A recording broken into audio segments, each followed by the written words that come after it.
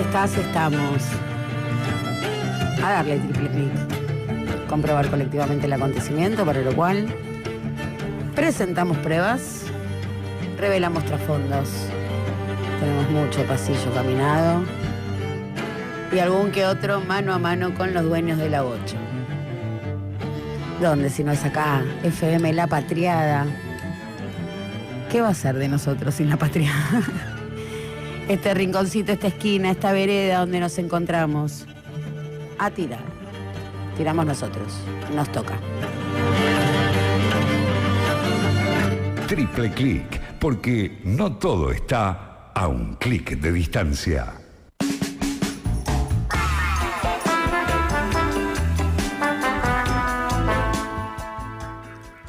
...30 de diciembre, nene, jornada que pide a gritos una historia y qué mejor que arrancarla saludándonos. Hola, ¿qué tal? Acá Luciana Glesser. Y en esta última entrega de esta temporada triple cliquera, equipo completo, tengo el gusto, hoy no siempre, hoy tengo el gusto de que estén sentaditos en la mesa de trabajo como si fuesen buenos alumnos. A mi izquierda, geográfica, Pablo Di Pierri. Buen día, Di Pierri, ¿cómo le va? Buen día, Glesser, ¿cómo anda usted? Y a mi derecha, lineal, Fabián Wallman. Está muy atento, está recibiendo mensajes de altas fuentes calificadas. Por supuesto que no, por supuesto que no. Buenos días, Glesser, buena jornada para usted. ¿Han soñado mis colegas de equipo? Yo soñé con despedidas. Que arrancamos diciendo, podrida, No sé mentir, fastidiada, no sé mentir. con los anuarios, los awards, los hitos del año de Yo los me mejores acuerdo- momentos. Yo me el acuerdo de una highlight. despedida acá, en la que usted lloró. Bueno, no a ver. pudo leer el guión. Es que, bueno, voy a decir que primero Reponga de qué se voy trata. a responder por todas las que fui, siempre y en todos los casos. Por No todas era las una que fui. ofensa. No, voy a responder Era por todas. Sí, voy una a responder. reivindicación. No, por supuesto. Fue muy emotivo ese cierre porque respondía a el cierre de Ríos de Tinta, un programa que estuvo al aire, si no me equivoco, ¿cuánto? 8 años. 8 años, todos los sábados, luego pasamos a los domingos acá en FM La Patriada a las 7 de la mañana de los domingos. Después los sábados a la noche. 8 años sosteniendo el mismo programa. Aguantándose mutuamente. Que era un programa que estaba todo escrito, Wallman, ese programa estaba todo escrito. Un horror, Wallman. No, estaba todo escrito. Era un guión de 35 páginas por episodio. Pablo Di Pierri Bueno, se levantaba a pero las 3 de la mañana de lunes a viernes. Pero yo creo que no es un error, demuestra la calidad de ambos dos, digamos, ¿no? Y fue un gran laburo y fue claramente, digo, el momento en el que yo asumí hacer aire, porque yo hasta ese momento era productora, daba contenidos, bajaba línea permanentemente, pero nunca ponía la caripela. Y Pablo Di Pierri me empujó al aire. El miedo con el que yo hice ese programa durante los 8 años. Durante los 8, usted me Durante dice, los 8 un años. año, dos No, años, los 8 3 años. años de miedo. No, Lo los dice 8. que tuvo mucho tiempo temor. Mucho tiempo temor, muy, y bueno, y por supuesto esa experiencia ameritaba ciertas lágrimas desde ese primer paso, ¿no? Ese primer paso. Este también, ¿no? Fue un programón el que hicimos, y vamos por esa, y vamos a usar este espacio, ¿no? En el que nos saludamos, tenemos algún momento más intimista. Para decirlo, sí, efectivamente, bueno, fue una búsqueda muy ambiciosa, triple clic, porque precisamente rompía todos los formatos en tanto y en cuanto a un programa de radio de media mañana. Voy a decir y a reconocer que desde mi ejercicio profesional no es el horario que me cope de la programación radial para hacerlo, ¿no? Una persona que escucha radio todo el día, desde que se levanta, incluso duerme con la radio prendida, conoce los ritmos radiales, ¿no? ¿Qué tiene un programa de primera mañana? ¿Qué tiene un programa de las 11 a la 1? Esos espacios. Y me gusta escucharlo, por supuesto, y tengo mi propia programación, pero no hacerlo. Entonces era un desafío, qué búsqueda podíamos o qué tipo de contenidos ofrecer en este horario y sortear también, ¿no? O discutir con esa agenda publicada, poniendo el foco en todo eso que no se dice y recuperando la idea de historia. Esas eran más o menos las ideas fuerzas que intentamos permanentemente encontrar en este espacio. Me parece que fue una búsqueda ambiciosa que tuvo sus logros, tuvo momentos muy logrados. Y, por supuesto, todas las críticas que se le puede hacer a un programa de stream tal cual está presentado. O sea, todas las críticas nos caen y alguna cucarda así pequeñita para colgarnos en nuestros broches. Walman. No, la verdad que tuve una noche transpirada, podríamos decir. ¿Se le cortó la luz? No se me cortó la luz. Estuve ayer, pasé un rato medio malo y nada. ¿Malo por qué? ¿Qué le pasó? Nada, ¿Familiar? ¿Intrafamiliar? No, estomacal. Entonces. A un malestar físico. Claro. Entonces, pero nada, dieron lo que usted, sus últimas palabras, un aprendizaje.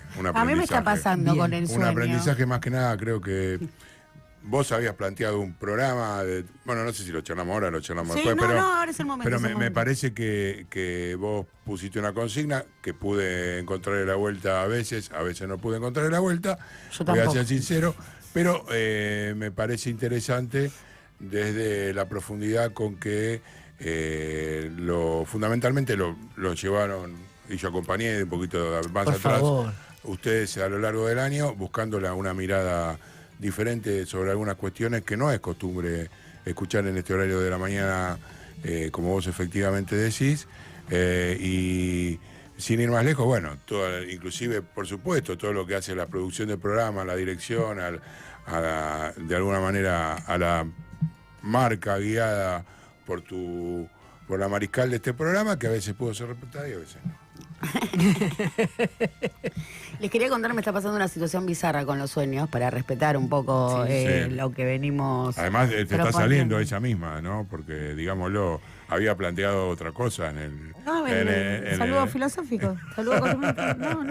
No, estamos en tema. Estamos en tema. Sí, Bueno. Yo para picantearlo un poquito, ¿no? No, picante nomás Walman, pero recuperando esta idea de los sueños, les quería compartir, porque me está pasando esto y ya se repite la escena, es reiterativo, que se mezcla el momento en el que me estoy despertando con lo que estoy soñando. Entonces hay un momento, hay un momento en el que me dirijo a los participantes de mi sueño y digo, banca que me levanto y ahora la seguimos en el trámite de despertar.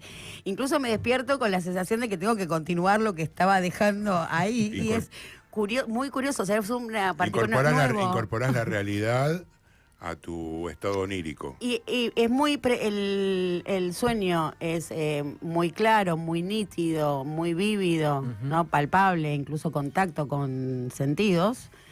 Con lo cual, o sea, no me doy cuenta muy bien si estoy soñando que me despierto o si lo que estoy soñando es básicamente la acción en la que estoy participando. Y muy claro, muy nítido, incluso cuando me estoy levantando, lo tengo muy presente, que tengo que volver inmediatamente a esa escena. Y cuando quiero retornar no me acuerdo nada, pero nada, ni qué personajes, ni con quién estaba dialogando, a quién le dije, espera que me despierto y ahora la seguimos. No, lo quería compartir porque como novedad, ¿no? Como novedad, está buenísimo eso. Creo que hay una frase de un poeta alemán, Friedrich Hölderlin, que lo resume muy bien. El hombre es un dios cuando sueña y un mendigo cuando reflexiona. Trasladado a la realidad suya, fíjese cómo se angustia. Claro, no, fíjese cómo se angustia cuando no puede recuperar ese estado onírico en el cual usted vivía determinada situación y quería seguir viviéndola estando despierta. Y ya no sabe si está despierta o está dormida ahora. Y al mismo tiempo, cuando se pone a pensar, no le queda otra cosa que la migaja del recuerdo de lo que cree que soñó. La verdad que la poesía con que despliega sus palabras Pablo Di Pierri para esta hora de la mañana es un verdadero desafío más o para menos poder. La idea, creo. No, sí, claro, por supuesto. Me llamó mucho la atención el desarrollo, pero viniendo de usted está claro que es más que comprensible. Le voy a poner el broche a este intercambio diciendo qué bien que baila lo salvaje con la sofisticación.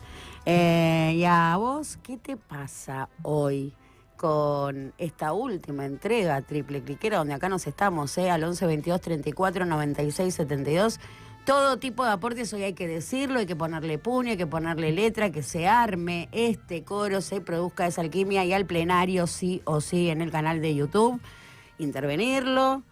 Una vez más, lo que tengas ahí en la punta de la lengua, dar presentes, hacernos saber que estás ahí y me gustearnos. Motivo de este programa también es me gustearnos y me gusteador por excelencia, Federico Malagrino en la puesta en el aire, musicalización. Hola, Fede, musicalización, con la que buscamos también ampliar participación hemos logrado algunas cosas, algunas definiciones políticas contundentes. Muchas. Sí, ayer Felacuti.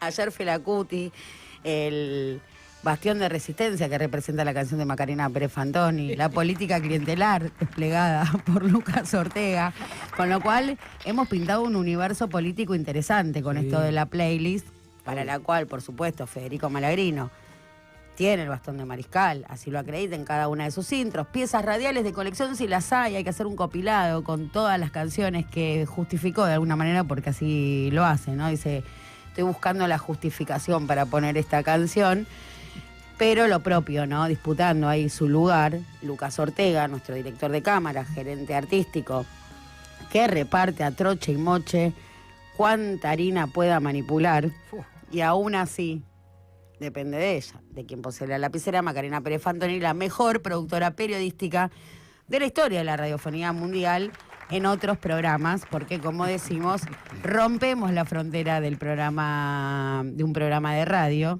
todas las fronteras, todos los bordes de un programa de radio han sido totalmente, ¿cómo se dice esto? Trascendidos, transgredidos. No, descontracturados. Perforados. Aflojados. Perforados, sí.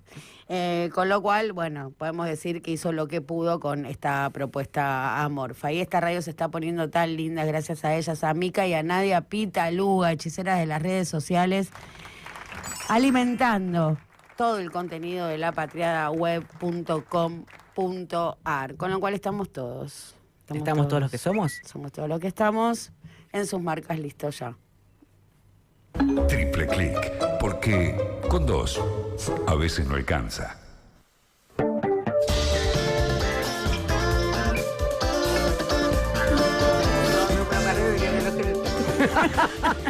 Por eso te estoy diciendo. Siguiendo las conversaciones que habíamos tirado en un estudio donde el reloj está marcando en este momento 00 con 80. Está queriendo. Es el único reloj que tiene 80 en el segundo. Queriendo 80 irse. segundos por minuto. Queriendo irse el reloj de este año ya. También. Totalmente en línea con la propuesta de este espacio, donde no venimos con ninguna nota armada, que suceda lo que tenga que suceder a partir de esto, que sí, ¿no? Son párrafos, glosarios, notas al pie, para encontrar nuestra historia. No hay nada más poderoso que una buena historia colectiva. La historia del día fue la propuesta de esta temporada triple cliquera, donde no vamos a actualizar todos los títulos que hay que saber a esta hora de la mañana, que todo lo que pueda ser escroleado sea escroleado, feed actualizados. Una vez más, ¿no? La propuesta de reconstruir esa trama, una trama de relaciones que siempre y en todos los casos son relaciones de poder. Una especie de cuadernillo también de organización, del debate, de orden de nuestra ignorancia, para justamente esto, el poder de la historia común. Títulos. Voy a arrancar poniendo sobre la mesa el quiebre del mercado del día de ayer, un fuerte quiebre en el mercado, incluso tras la aprobación del presupuesto, que uno podría suponer que iba a tener una celebración, un festejo, un reconocimiento de esa entidad que llamamos mercado, y no fue lo que se reflejó. Nos vamos a meter ahí con más profundidad, pero déjenme mencionar, antes de pasarle la pelota para que pongamos los títulos políticos,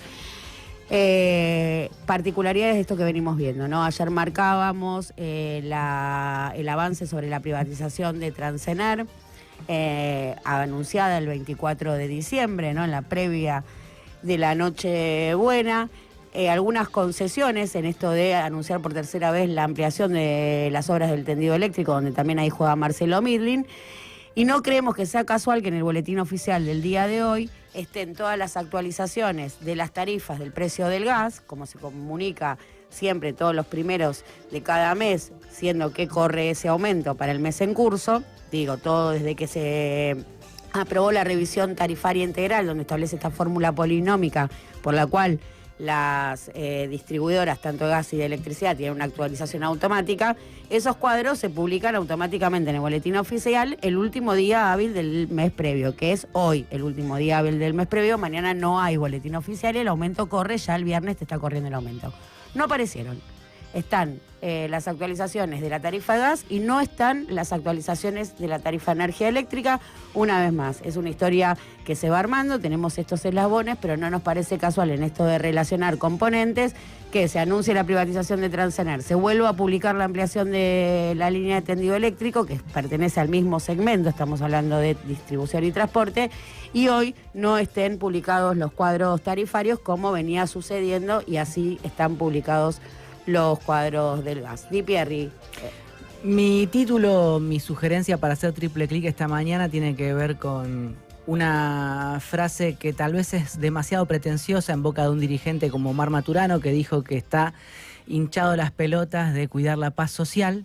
Entonces le sugiero que hagamos clic justamente ahí, en el peronismo y la paz social. Hay algunos datos que contar sobre eso. Muy interesante, voy a marcar cómo voy a ponerle un adjetivo, porque Omar Maturano, que es secretario general de la Fraternidad desde antes de Cristo, primero Maturano era secretario general de la Fraternidad y después nació Cristo, sí.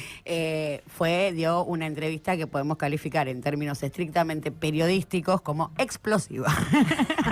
Una explosiva entrevista con Jairo Estracha que Pablo Di Pierri va a reponer en este contexto. ¿Y usted, Wallman? Y en este contexto que hablamos de peronismo, hablamos de tarifas eléctricas, sabemos también de la situación del contexto de los trabajadores en que están viviendo, y en particular los funcionarios del gobierno, y qué significa para la Argentina de hoy que se otorgue un aumento justamente a los funcionarios en un contexto en el cual los salarios prácticamente están desapareciendo. Moneda de tres caras, difícil hacerla girar y ver de qué lado cae, pero linda entradita en calor para la que se viene.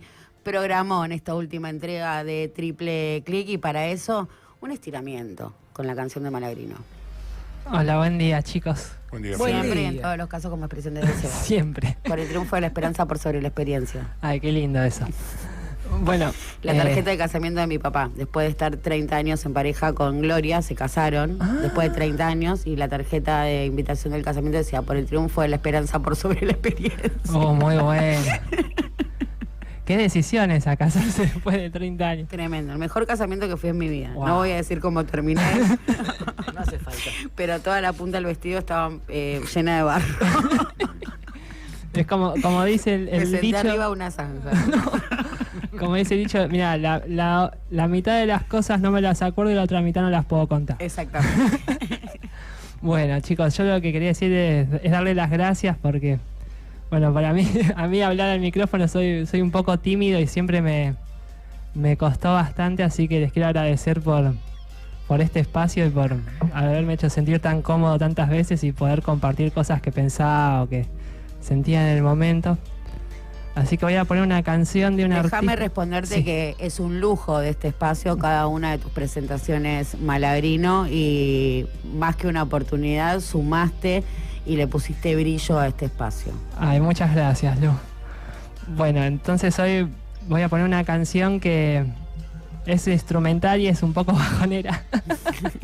Bueno, está así bien, ese es el sentir. Vamos con el sentir. La podemos pisar cuando sea necesario. Solo es más a modo testimonial que escuchar la obra en sí, que es el primer disco de un artista que se llama Tom Waits, que a mí me gusta bastante. Un tipo con una voz muy especial. Justo en esta canción no canta, pero... Es una maravilla, la canción de Malagrino es una maravilla. Pero es de su primer disco que se llama Closing Time, que sería como en esos bares de los que debe ir él. Ya, como dice el refrán, son las 9, pero pensé que eran las 3. Y es muy gracioso que sea su primer disco también al mismo tiempo, que se llame Tiempo de Cierre, el primer disco de él, con él en la tapa apoyado en un piano y citando al propio Tom, tiene esas frases como que es el piano el que está borracho, no yo. Porque es un tipo que juega siempre muy al borde, muy de las disonancias y ese tipo de cosas. Así que vamos a escuchar el tema que cierra su primer disco, que se llama Closing Time, como el disco. Y bueno, muchas gracias por todo, chicos. A vos.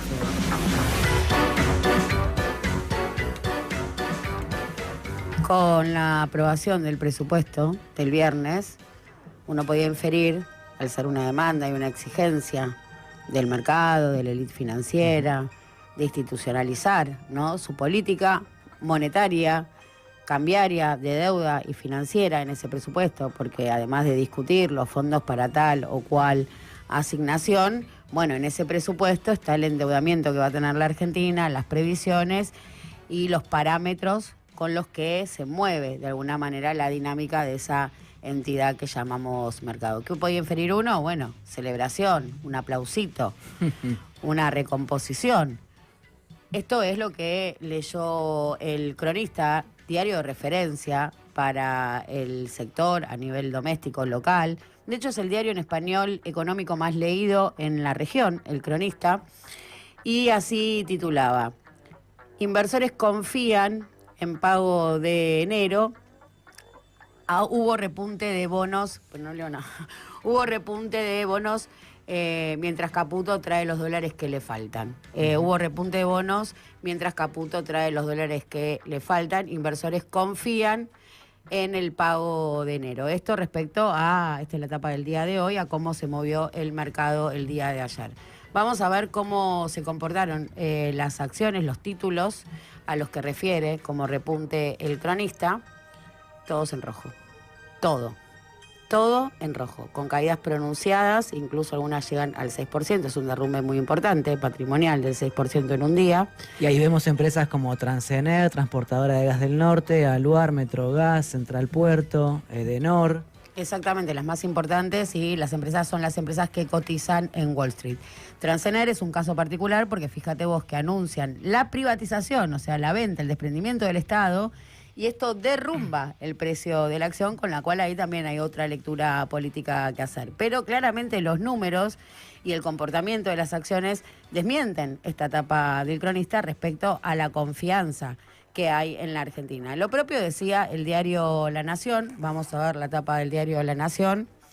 Ahí al costado dice: en economía, ahora no me lo veo bien, pero en economía garantizan que la plata de enero está, ¿no? Dice algo así. Economía afirma tener los fondos para pagar la deuda. Exactamente, economía. Acá, bueno, empieza a tener más claridad porque uno puede percibir que el título del Cronista es un off de economía. Claro, acá ya está claro. La Nación de Chaval Cronista. De Chaval Cronista, y esto es un off que economía llamó y dijo: chicos, pongan que la plata está. Por favor, pongan que la plata está y pongan repunte, así todo esté derrumbado. Digo porque la agenda publicada dista mucho lo que sucedió ayer efectivamente en el mercado, un mercado que todas las señales que dio fue de mercado roto. A ver, el volumen operado en el segmento del dólar oficial, el mayorista, que es el que mueven los bancos para abastecer la demanda de los clientes, el volumen que se opera en ese segmento fue de 902 millones de dólares. 902 millones de dólares. Desde el triunfo electoral, o sea, cuando se pinchó esa dolarización feroz que hubo en la previa, por el riesgo Cuca, cuando se disipó el riesgo Cuca, claro, a partir de ahí el volumen operado no superaba los 200 millones de dólares. Por día. Por día. Entonces fue intensificando, en la previa de Navidad llegó a los 600, alertas, triplica el ritmo de dolarización previo. Voy a decir que el ritmo de dolarización ese que se desinfló después del triunfo electoral es el balance de pagos de noviembre, que igual te da deficitario, pero se achica ese déficit, que fue lo que celebró, y ahora se aceleró de nuevo, porque estamos viendo que no solo lo triplicó, está en 900 cuando venía un ritmo de 200. Eso es demanda de dólares de los bancos para abastecer a sus clientes, sí. En la previa se especulaba con que, en la previa de Navidad, se especulaba con que esa demanda de dólares podía tener que ver con el turismo. Exactamente, que podía tener, pero estamos hablando, no, eso es el segmento, mucho turismo va al blue, sobre todo un blue que no dista mucho del CCL o del financiero, y con una brecha que sí, bueno, hay una brecha porque el dólar oficial está en 1.490 para el público en Banco Nación y el dólar blue está en 1.530. Pero esa brecha, digo, cuando uno va a hacer una compra de $1.000, vamos a decir que quizás aparte, digo, hay que uno también, digo, hay que ver si tiene el acceso al banco, todavía hay como mucha gente funciona con el límite de los $200 por día, claro, por mes, digo, todavía es para el pequeño ahorrista, no el que está en tema. Con lo cual, bueno, hay mucho blue, uno puede inferir que esa suba del blue, porque el blue sí subió en la semana, tocó ayer 1.540, tiene que ver con la demanda de turismo. Pero lo que es un proceso de dolarización, digo, innegable, un proceso de dolarización innegable con este volumen. Entonces uno dice, bueno, a partir del viernes se recalibran las bandas, ¿no? Al 2,5 que fue la inflación de noviembre. Con lo cual sé que el dólar va a tener un nuevo techo. Yo tengo dólares, ¿los voy a vender? ¿Quién está abasteciendo ese mercado? Claro. ¿Quién vende esos 902 millones de dólares que se operaron? Esa es la pregunta. Ningún agente del mercado que esté buscando rentabilidad se va a desprender de un activo que hoy vale esto y que ya te garantiza que la semana que viene puede estar más alto. Usted sugiere que es el Estado. No lo sugiero, es el Estado. Pero para mantener el precio de la divisa y que no se dispare. Claro, y entonces es el Tesoro vendiendo. Y es el Tesoro vendiendo con una opacidad total porque no informan cuánto vendieron. ¿Qué dólares vende? Bueno, vende justamente los dólares que ha comprado para enfrentar los vencimientos que Cronista y que La Nación dan como garantizados. En La Nación, si no me equivoco, o en El Cronista, no me acuerdo en cuál de los dos, hablan de que la guita la tendría a partir de un repo con bancos. Le faltan, a ver, vamos a hacer las cuentas. Hasta ayer, que no sabemos cuánto vendió, porque ayer no sabemos cuánto vendió, hasta ayer tenía la suma de 1.800, en la zona de 1.800. Tiene que pagar 4.300 cash y después le quedan 200 más con organismos multilaterales. Pero vamos a hablar de 4.300 que hay que ponerlo ya el 9 de enero. Entonces tenía 1.800. Ahí hay que restarlo de ayer. Con las represas, que también ayer les dio 3 días para pagar, curioso. ¿Cómo que las represas les dio 3 días?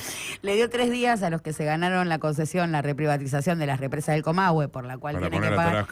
Ayer le dijo, tienen 3 días para pagarme porque yo tengo que pagar más, porque no llego al 9. O sea, que depende de que cumplan con esos 3 días de plazo. O sea, otra vez más, confían, la plata está. No, bueno, 3 días. Le pidieron a Rolo Figueroa. 3 días para que las empresas que se quedaron, que también podríamos hablar largo y tendido sobre lo que fue esa adjudicación, pongan la tarasca, 700 palos. Entonces dijimos, 1.800 vamos a conceder, vamos a decir 1.600. No, pero tampoco te contás lo que va a vender de acá al 9. Digo, le queda hoy y le queda al 2 y le queda toda la semana que viene. Por eso te estoy diciendo, o sea, no, los 1.800 digamos que no están. Le quedan, bueno, y ponerle que tengan los 700 de la represa son 2.500. Le faltan 1.800. Bueno, y ahí entra esto del repo con los bancos por 2.000 millones de dólares, que es lo que se habla. Lo que pasa es que no hay ningún papel firmado. Y como decimos, dado el historial que tiene la Argentina en sus reestructuraciones, que es visto y que tiene una mala reputación, por supuesto, a los ojos de ese mercado, no hay que decirlo mucho. Digo, Argentina no está bien vista en Wall Street, y lo confirmó el ministro cuando habla de que hay que independizarse porque no nos quieren. Argentina tiene lo que suele hacer por uso y costumbre, es con bastante anticipación depositarle en el banco que representa a los acreedores, que es el BONI, el Banco de Nueva York, deposita la plata como para tranquilizar y no tener este problema de corrida, porque sabe que en la medida que el mercado sospeche que los dólares no están, se te produce un fenómeno de expectativas. Bueno, hay una posibilidad de que el viernes caigan en default. Dolarizo. Digo, ¿qué hace cómo es el comportamiento del mercado doméstico ante cualquier situación disruptiva? Dolariza. Digo, esto se sabe. Digo, no hay que estudiar muchos libros. Entonces, esta es la situación. Ahora, hay una suerte de manto de silencio respecto a esto, de cobertura, no solo mediática, blindada, que es una buena pregunta para hacerse. ¿Por qué? Bueno, cuando hablamos de mercado roto no es joda, porque el volumen de operaciones no solo en el MULC, sino que vamos a ver, porque no solo vendió para contener el precio de la divisa, porque la contuvo en doble frente para dimensionar la intensidad de la corrida de ayer. No solo tuvo que vender el Tesoro para abastecer estos 900 millones de dólares que fueron demandados, sino que fíjate lo que tuvo que hacer con las tasas. Tenemos ahí el gráfico de las tasas. Esto es el intradiario. Lo que ves ahí, ese despegue en verde, en la línea verde, que ahí no veo bien la hora, pero es pasado el mediodía. ¿Pero qué es el intradiario? ¿Es un registro que lleva el Estado? No, la tasa es así. Los bancos, ¿no?, manejan liquidez para, usted va a buscar su plata, que la plata esté. Calcular cuánto efectivamente van a demandar los clientes exactamente es imposible. Usted no sabe cuánto me van a venir a buscar. Entonces, al final del día, al banco le queda excedente de liquidez. Si esa liquidez queda durmiendo toda la noche, no se usa, pierde valor en una economía que es inflacionaria. Digo, estamos hablando de porcentajes muy chicos, pero imagínense manejando una torta de guita. Entonces, esas horas, esa plata se desvaloriza. Entonces, ¿qué hacen los bancos? Se prestan entre ellos, por eso se llama overnight. El movimiento se llama overnight porque después del cierre bancario, no es efectivamente a la noche, después de las 3 de la tarde, que es cuando los bancos cierran sus posiciones. Por eso esa tasa se llama la tasa overnight, porque es después del cierre del mercado. Entonces los bancos se prestan a una tasa que se llama intradiaria, porque digo, Waldman sabe que a las 10 se quedó sin liquidez para las 10 de la mañana, para los depósitos que van a tener en la noche, se la pide otro banco y ese banco le cobra un interés. Esa es la tasa intradiaria. Por eso muchas veces yo conozco casos de gente que va a buscar dólares a las 10 de la mañana y se lo entregan recién a partir de las 11, porque a las 10 no saben de lo que disponen. No, y bueno, y para cubrir también, por ejemplo, usos nocturnos de cajeros automáticos. Digo, toda esa liquidez que se va moviendo se paga, se mueve permanentemente entre los bancos, se paga. Esa se llama la tasa de caución. Esa es la famosa caución que ya entre los periodistas que nos dedicamos a mirar esto durante este gobierno, ya tenemos un nombre, es la caucha, porque ya forma parte de, che, ¿cómo está la caucha? No es el captcha. ¿Por qué? Porque, claro, la tasa de referencia del sistema financiero, el sistema financiero se mueve con una tasa de referencia, cada país tiene la suya, ¿no? La LIBOR, Argentina tiene la TAMAR. Al correrse la tasa de referencia, digo, al Banco Central y el Tesoro decir nosotros no ponemos la tasa de referencia es endógena del mercado, la tasa que queda de referencia es esta. Por eso la tasa de caución, que nunca fue tan relevante a la lectura del ordenamiento macroeconómico, ahora lo es, porque al no haber tasa de referencia fijada desde el sector público o desde la conducción de la política económica, se fija así, la fija el mercado. Entonces, ¿qué pasa acá? ¿Es la línea verde? Es la línea verde, 140%.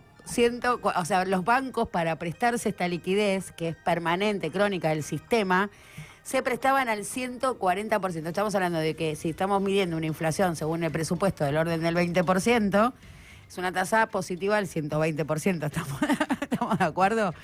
El que prestó, la verdad que se la recontrahizo. Entonces, en una noche. Este gráfico de movimiento de tasa intradiario, pues un movimiento de tasa de un día. ¿Eso es un día? Un día. Ahí están los horarios. Eso es un día. Esto no es una foto de ninguna macroeconomía ordenada, de ningún equilibrio macroeconómico, de ninguna economía sana, todo lo contrario. Digo, esto es inadmisible en cualquier dinámica económica impensable.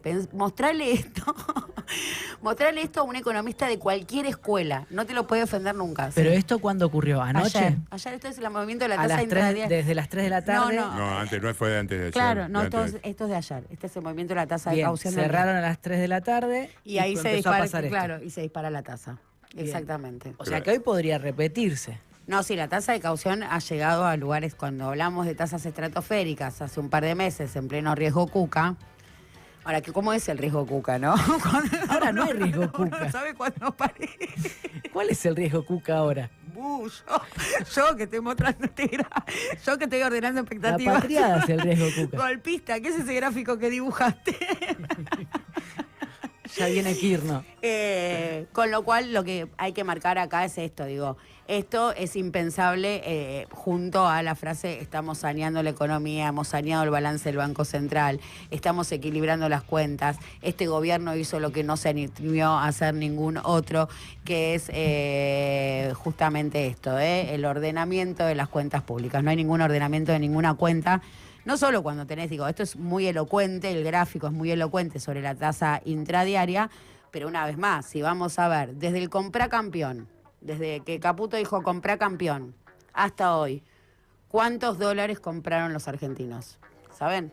¿30.000 millones? No, 30.000 millones en todo el año, 32.000 en los acumulados de los 11 primeros meses. Un poco más de 30.000 en el acumulado de los 11 meses, contamos ahí atesoramiento, viajes, pagos de servicios, plataformas, todo lo que fue en dólares. Desde el comprá campeón, de esos 30.000, 18.000 millones. 18.000 millones de esos 30.000 desde el comprá campeón. ¿Cuánto es el superávit comercial de la Argentina? O sea, la única entrada de dólares genuinos. Vos tenés un gasto que es de 30.000 en 11 meses, en el acumulado de 11 meses del año. tenés 18.000 desde el compracampeón. ¿Y cuántos dólares te entran que no sea por deuda? Porque tenés dos entradas de dólares. O deuda o exportaciones. O exportaciones. 9.000 habías dicho. 9.000 en todo el año. A esta altura contabilizamos cerca de 8.000. O sea, no hay mucho más que explicar o que sumar a esta cuenta. Pero bueno, en este marco, por supuesto, hay que seguir mirándolo. Claramente, los que nos dedicamos seriamente o consensuadamente, no seriamente no, porque no es un adjetivo que me quepa, pero que nos dedicamos consensuadamente o que nos interesa justamente ver la dinámica, tanto del frente financiero, que de alguna manera ordena todo el resto de las cosas, en un mundo absolutamente financierizado, ordena todo el resto de las cosas, no vamos a tener un fin de año tranquilo. Esto es lo que quiero anticipar. Ahora, lo que está claro, lo que planteás, está muy ya te buenísimo. Llevar el gráfico, buenísimo el gráfico. La consulta es, ¿por qué eso no se ve reflejado durante el día, digamos? ¿Por qué ese salto tan grande después del cierre y no hay una variación menor a lo largo de la jornada? Porque justamente la tasa se activa en la medida en la que queda el excedente de liquidez. Entonces, digo, porque es el cierre, entonces ahí se fija la tasa de caución, que es cuando empiezan los pases overnight, que así se llaman en el mercado, y son los pases trasnoche, pero no es trasnoche, ¿no? Sí, se entiende. Bueno, pues se llama así cuando se escucha, porque hay muchos economistas que dicen el overnight está tanto, entonces para aclarar qué es el overnight. Entonces ahí empieza la liquidez. Entonces, ¿cuál fue la primera explicación de los economistas ortodoxos cuando pasó esto? Cuando pasó esto y esto saltó y dice, che, la caución está a 140, ¿qué onda? Y empiezan, ¿no? Todos los traders a decir, che. Entonces la explicación de los defensores del modelo dicen, bueno, es que no hay liquidez, es que la gente, hubo mucha demanda de pesos, entonces como los bancos se quedaron sin liquidez, el que tenía liquidez la cobraba muy caro. Falso, absolutamente falso. Estas tasas se movieron con exceso de liquidez en el sistema, porque, digo, podría explicarlo en base a cómo se compone la base monetaria, el transaccional, el M2, que tiene algunas cuestiones técnicas que son engorrosas de entender. Pero si no hay liquidez, alguien debería haber ido al cajero y no conseguir la guita. Y esto no pasó. Digo, para traducirlo a grosso modo a lo pragmático. Digo, si una tasa del 140% por plaza seca, es que varios de nosotros tuvimos problemas mínimamente en ir a sacar plata del cajero. Y eso está descartado porque ya con los movimientos de las redes y todo, así no salga en la agenda publicada, como es el caso, voy a hacer un paréntesis, de los cortes de suministro eléctrico que se están replicando permanentemente y no están en ningún medio por el blindaje justamente del grupo Vila Manzano, porque esto también hay que decirlo, en él está con muy poca capacidad de lobby en retirada, que es la controlante de Edesur, pero sí una especie de no pongamos en agenda los problemas que tenemos con la distribución del suministro eléctrico, y los cortes se replican y sobre todo ahora que se esperan temperaturas extremas, no hay capacidad en el sistema, y los cortes, y esto lo quiero decir, son deliberados. En muchos casos no es que hubo una falla técnica, un problema, sino que te apagan justamente para compensar la demanda en otro nodo crítico, para justamente no sobrecargar las líneas que están absolutamente obsoletas, las líneas de transmisión del tendido eléctrico. Cierro este paréntesis una vez más para marcar esto, ¿no? Lo que no está publicado. Pero si hablamos de calor, fíjate en el mercado. ¿Quiénes nos andamos por aquí? Si querés, largamos con las bilaterales. Sí. Las bilaterales. Tenemos a Adriana. Buen día, Adriana. Queridos compañeros, feliz año nuevo, igualmente para vos. Les abrazo desde Vaqueros, Salta. Gracias por la compañía de todas las mañanas. Gracias a vos por hacer el aguante desde el otro lado y participar también de este triple click. Federico Pérez Coriolani, Oso Bipolar. Hola, Fede. Voy a decir que me pasó a mí con el programa. A ver, ¿qué le pasó? Me sentí parte. Me encantó participar. Sí. Tanto fue así que me peleé con los tres. Más seguido le tocó a Fabián. A Lu le dije hincha pelotas. Sí. Y no faltó chicanear a Dipi. Todas cosas que se dicen en familia. Es el ejercicio cotidiano entre los que acá nos estamos, ¿no? Un poco. Obvio. Y cierra. Aprendí una cantidad en una cantidad, un montón. Nos vemos el año que viene porque la historia no tiene fin. Exactamente, exactamente. Abrazo. Y tenemos sorpresitas, ahora vamos a anunciar. Adriana. Sí. Hola, feliz año, Fede maestro. El saludo a Fede, una masa. Somos Luciana, una masa. Sí. Cuando tres personas que no se conocen nombran a la misma cosa, es señal. A la misma cosa es señal. Pues de que esa cosa se las trae. Está explotando y vos, este año periodístico radial, ha sido esa cosa. Felicitaciones y a seguir. Ay, me emocioné. Dije que no me iba a llorar, que no me iba a poner emotiva. Yo le avisé. Adriana desde la playa manda muchos besos. Y Juan, el vecino de Ulises. Beso para la playa. Sí, para claro. Adriana, ¿no? También. Primero para la playa y después para Adriana. Juan, el vecino de Ulises. Juan. Que no pudo traer a Ulises al programa. Dice, me surge una pregunta. A ver. ¿Cuál? Para Blue. Sí. La liquidez en efectivo en calle ya no existe porque todo se mueve en billeteras. Con lo cual, el circulante ya no se responde en papel físico. Entonces ya no existe el riego de corralito, ni la necesidad porque el dólar está con cepo en 3 bandas frente a una corrida fija, fijas el tipo de cambio y cerrás la canilla de la venta. Frente a este panorama, la única crisis que explote todo es el endeudamiento excesivo del pueblo en billeteras y tarjetas. ¿Es correcto mi planteo? Plantea Juan, el vecino de Ulises. Bueno, Juan, cuando me iba a meter con el transaccional y el M2 iba a explicar justamente esto.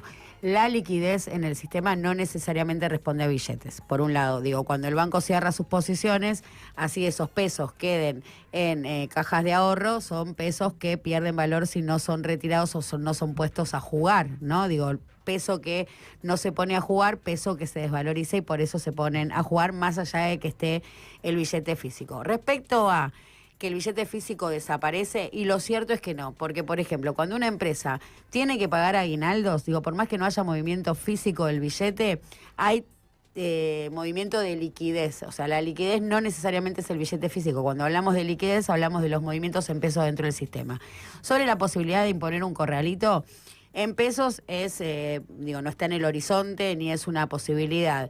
En dólares no necesitas que no te llevas los dólares físicos, directamente te bajan el home bank, que desaparece la posibilidad de la aplicación de hacer transferencias. De hecho, esto ocurrió en un momento de este año, en plena corrida, con el riesgo Cuca en su máximo esplendor, cuando hubo una comunicación del Banco Central pidiendo que se deje de vender dólar financiero y aplicaciones o fintech directamente apagaron o pusieron en actualización o 404 error y vos no podías operar con tus dólares, con lo cual tampoco podemos descartar que por no existir el billete físico no se pueda imponer un corralito.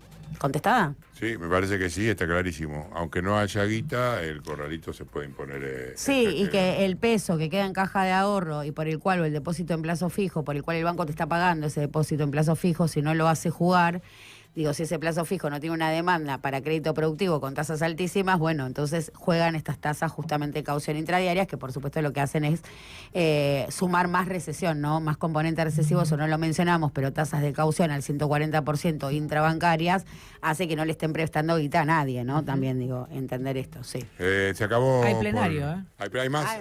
Hay plenario. Hay plenario. Sí. En el plenario está Eduardo, que dice: hola equipo, me encanta verlos y escucharlos juntos, gracias por ayudar a pasar lo digo en latín de Puan, horribilizanus, los quiero mucho. Pou, que también había participado en la bilateral, tiró uno a la gente de la Patriada. Qué buen clan que hicimos, somos alto clan. No estuvo en la bilateral, Pou. Ah, ¿lo leíste de acá? No, lo mencionó Lucas Ortega cuando presentó el tema. Es verdad, lo nombró Lucas Ortega en el tema. Dice: primero lo primero, un saludo grande a las juventudes que le ponen música al viaje. Los invito a brindar escuchando... La playlist de Macarena Pérez Fantoni. No, dice Brandy Cook, claro, de Led Zeppelin, salud. Y dice, en este año que tanto ha dado de comer a los campeones de la indignación sobreactuado, los Pickle Trip han sido para mí más que una compañía radial. Ustedes, los que tienen la fortuna de leer, subrayar, criticar y transmitir, juegan un papel para nada menor a la hora de imaginar y pensar resistencias. Jorge Queiruga vino por acá. Perdón, quiero decir algo respecto a la indignación, para reponer primero que en plena piel de pollo, estoy en pleno arrepío, pero respecto a la indignación, ¿no? Porque, claro, digo, hay mucho en la agenda común para indignarse y para pronunciarse desde ese posicionamiento, ¿no? Indigna, porque realmente indigna y enoja y enfurece. Ahora bien, esa emocionalidad es inconducente y esa misma emocionalidad con otro bagaje político, con otra expresión, esa misma emocionalidad es la que corona a un Javier Milei como presidente. Entonces también esa discusión hay que darla, ¿no? Que es muy interesante en ese sentido el planteo de Pedro Saborido, con el cual también uno puede problematizar o entrar en tensión, ¿no? Con algunas de sus propuestas, la felicidad como algo alcanzable, quizás ahí es donde más distancia encuentro sobre esto de la felicidad como alcanzable, pero sí algo de buscar esa emocionalidad conducente, esa emocionalidad que lleva a la propuesta, que lleva a la acción, y no esa emocionalidad más cercana a la indignación o al enojo, esto de que el que se enoja pierde, que lo que hace es como saldar en la negativa algún tipo de participación, ¿no? Porque también existe esta sensación. Miro el noticiero, me indigno, y cumplí, y ya está. Yo ya tengo sensibilidad social. Sí, porque me expreso por Twitter. Me estoy enojado, claro, exactamente. Sí. No, iba a decir que de hecho justamente es lo que abunda, ¿no? Justamente eso, y sin una propuesta concreta y sin un análisis que vaya más allá. Me parece que es lo que falta y en general lo que la gente reclama, ¿no? O lo que el pueblo está pidiendo. El pueblo, el argentino que vota. La gente de bien. Jorge Queiruga decía, nos manda un buen día, acá transpiración, algoritmos, porque como dijo ayer Naomi Klein en Santiago del Estero, el algoritmo del shock es como esos días de 38 grados y la noche de 28 grados. Alivia, pero seguís con papas y al horno, y encima el termómetro es el de Marquitos Lavagna. Seguía Pou en su mensaje hacia nosotros. Cuando sepa muy bien que escribirlo voy a llamar para que me tire una línea. Es un muy buen guionista. Pou dice que disiente con usted, Glesser, cuando afirma, como ayer, no hay cierres. Él dice, Pou dice, sí los hay, y hay también recomienzos a seguir peleándola y con alegría, que es muy fácil ser pesimista cuando está todo mal. José Defi... ahí está, voy a responder también. Esa es buena. Claro, porque por supuesto que hay puntos seguidos. Lo que no hay es un punto final, pero puntos seguidos, entendido como puntos seguidos, sí, donde la oración continúa inmediatamente después. Sí. Con espacio. José Déficit Fiscal dice, buenas triple cliqueres, ¿qué pasa con el vencimiento de enero si no aparece el financiamiento nuevo? Gracias por toda la onda e información en 2025. Estos últimos días los escuché a la tarde porque a la mañana estuve cumpliendo labores de cuidado propias de un abuelo. Qué bueno eso. Qué lindo. ¿Qué más hay por acá? Miguel Ángel manda buen día, FM La Covacha, la mejor FM, lo mejor para el 26 y vuelvan, los necesitamos. Nunca nos vamos, no nos vamos, de acá no se va nadie. No se va nadie. No somos gentes de terminar historias. No somos gentes de terminar historias. No sabemos cómo se... No amplíe, por favor. Pero, esto lo discutimos con Goldman en un momento de que había muy buenas películas, pero que era realmente muy difícil hacer un buen final. Usted me lo dijo a mí, yo no supe bien qué responderle, pero porque yo creo en los finales sin importar que sean buenos. No, los finales son siempre malos. Y bueno, eso lo charlamos en función de la exigencia de dónde está puesta. Porque después está puesta en el estudio. Es una búsqueda, es de causa perdida buscar un final. Es que a mí me gusta la revancha, entonces necesito que algo termine para empezar. Punto seguido, empezar, ¿no? Lo que sigue. Dice Lucho J. Buen día, Luciana, Pablo, Fabián y gente de FM La Patriada. La verdad, muy bueno verlos a los tres juntos, aunque no revueltos, como dice el dicho. Espero que el 2026 mejore para todos. Abrazo enorme. Y como todos dicen, esperamos una segunda temporada, aunque sospecho que Luciana odiará ese término de triple clic. me estaba acordando de las sucesivas temporadas de Ríos de Tinta donde se odió, no me di cuenta. No. No, porque poníamos eslóganes. Tenía títulos, la temporada Sui Generis, una temporada en le el robamos, cuartel, temporada sin cuartel, y le robamos una a Rimbaud, temporada en el infierno. Temporada en el infierno. Quería agregar algo. Quería contar un intercambio con Marcelo Chirino que tuve en la participación de la semana pasada en Todos en Cuero, donde yo decía cómo me gustaría ver este año dentro de 10, ¿no? Estar dentro de 10 años y ver cómo fue este año. Y Chirino... No puedo pensar la respuesta. Qué feliz que era y no me di cuenta. Comía, tenía amigos, iba a trabajar. No estaba colgado ni me picaneaban todos los días. No. El humor que a usted le gusta. No me torturaban. El humor que le gusta a usted, Lesser. Humor bien de hijos, la orga hijos. Comía cosas ricas de vez en cuando. ¿Completamos? Hay más de Pou por acá, acordándose de lo que usted dijo en el cohete a la luna a propósito de la Ley de Entidades Financieras y el 1977, que fue el año de la sanción.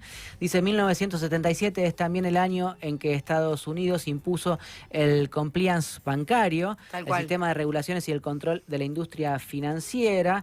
Dice que justamente eso endureció sus criterios luego del atentado a las Torres Gemelas, y esa regulación internacional se somete también al sistema bancario argentino, y por ahí llegó Abril. Hola, gente de Triple Click. Hola, necesitamos que vuelvas en 2026, que vuelvan, perdón, en 2026. Amo escucharles y aprender cositas. De acá no nos vamos, de acá no nos vamos, de acá no se va nadie. ¿Qué dice esa voz juvenil? Macintosh. Hola. Hola, jueza. Estoy muy melancólica, muy enojada, muy muchas cosas, así que solo les voy a decir que mi canción de hoy la canta Gustavo Cerati y es Adiós. ¡Ay, no! Entonces, ¿vamos con el último momento o con qué vamos? Tenemos un último momento. No, el último momento lo va a tratar de perder. Pero bueno, ya está. Bueno, no hay último momento. ¿Cómo que no hay último momento? Bueno, decilo. Karina Milei terminó bajando a Gerardo Milman del cargo que le estaban fabricando en el Senado de la Nación para darle un nuevo contrato como director de la relación con las provincias. Es un cargo por el cual había operado Patricia Bullrich la semana pasada, lo había hecho firmar el expediente de ingreso por mesa de entradas a Bartolomé Abdala, y ahora el subdirector de mesa de entrada, Pablo Hernán Capello, firmó la baja de ese expediente. Lo que se está comentando es que de una parte del gobierno dicen lo baja Victoria Villarruel a Gerardo Milman por acuerdo con el kirchnerismo. Lo que me comentan en el despacho de la vicepresidenta es que la vicepresidenta se enteró por la política online que habían designado a Milman como director de las provincias, director de la relación con las provincias. El asunto es que quien está trabando acuerdos con el kirchnerismo no es otra que Karina Milei. En un nuevo acuerdo con el kirchnerismo, Karina Milei decide bajar a Jerry Milman. En un nuevo acuerdo, Karina Cristina, ¿quién gobierna este país? En un ratito va a estar ese título en la política online. ¿En serio? Algo así. Anticipo exclusivo. Bueno, esto es todo un signo, ¿no? Digo, Gerardo Milman merece el repudio, está imputado en la causa por el intento de magnicidio contra la ex 2 veces presidenta de la Nación y vicepresidenta, que asuma un cargo institucional y de relevancia en la relación con las provincias en el Senado de la Nación. Es de mínima un hecho de provocación que debe ser rechazado inmediatamente. Pero ¿no? Además, lo que sucedía era que Karina Milei lo había vetado a Milman de las listas libertarias, pese al esfuerzo de Bullrich por colarlo como candidato en octubre pasado.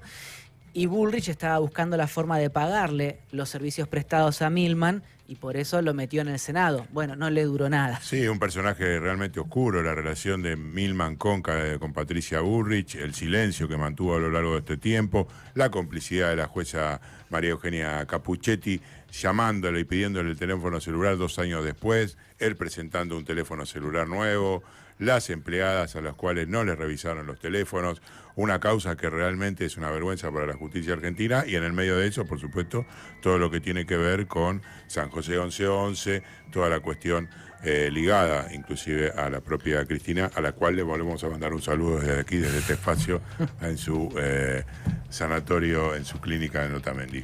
Agregar, perdón, subrayar y marcar esto, ¿no? Como la traducción es que Vicky Villarruel bochó a Milman en toda la agenda pública, marcar que la decisión de que Milman no asuma como secretario ante las provincias por la Cámara Alta, bueno, lo baja Karina. Karina es quien baja a Jerry de su cargo de la designación impulsada por Patricia Bullrich. Así es. Sí, bueno, el detalle, ¿no? Que lo había subido el presidente del bloque y el vicepresidente primero de la Cámara de Senadores, y lo termina bajando un funcionario cualquiera, ¿no? Hay que ver qué hace Patricia, ¿no? Con esto de Karina. Digo, no, Karina y Patricia tienen también una relación ahí bastante tirante, ¿no? Para Karina, Patricia es una amenaza al sueño de la reelección, ¿no? De la pareja presidencial.